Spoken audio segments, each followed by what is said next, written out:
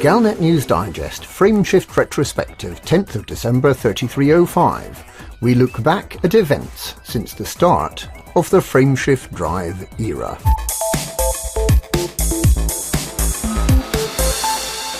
And so another year passes. It's just over 5 years since the current generation of commanders took to their ships, some, the so-called founders, as early as the 22nd of November 3300, with a brand new frameshift drive technology that permitted travel between star systems in seconds rather than the years of sublight travel we'd had to endure previously. Travel from Sol to Proxima Centauri originally took more than 40 years, a slow acceleration that took 20 years to the midpoint, and then an equally slow deceleration to arrive slowly enough to be captured gravitationally and enter an orbit. Commanders who complain about how remote Hutton Orbital is now forget that it used to take half a lifetime to get there. Even 100 years ago, the 0.22 light-years from the current jump-in point near Alpha Centauri to Proxima Centauri would have taken several weeks, although the Star Dreamer technology made time appear to slow from the commander's perspective.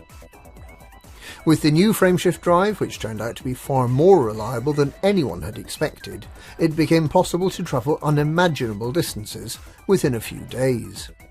Indeed, Commander Zulu Romeo arrived at the centre of our galaxy Sagittarius A star only about a week after setting out, and before the end of November 3300.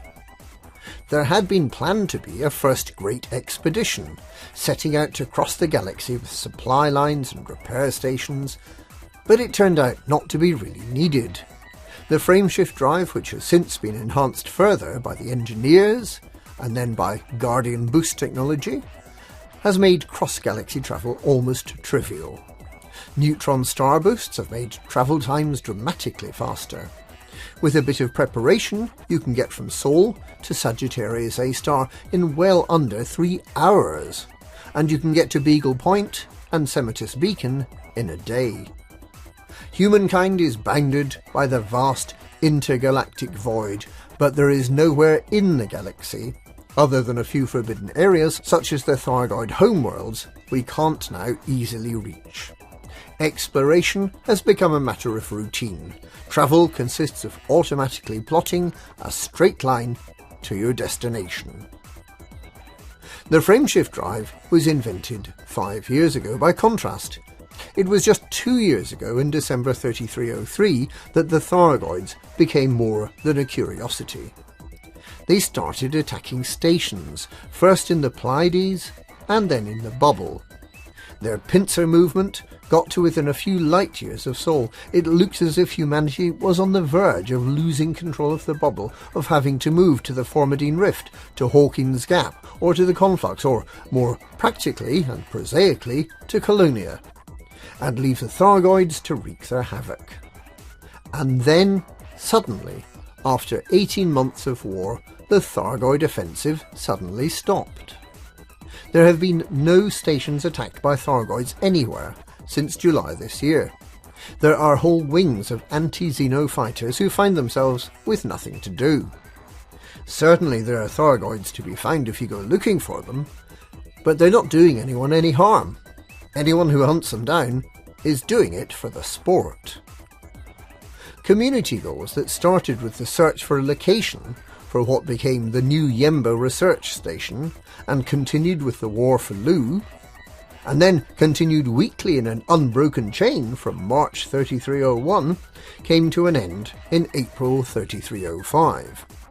A community of itinerant commanders who used to travel from one community goal to the next now find themselves without purpose.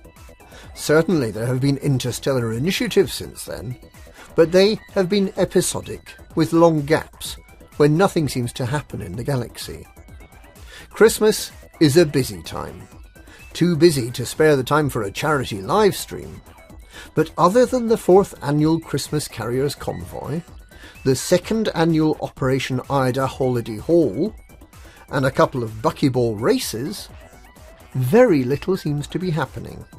The galaxy is quieter than it has ever been in the past 5 years.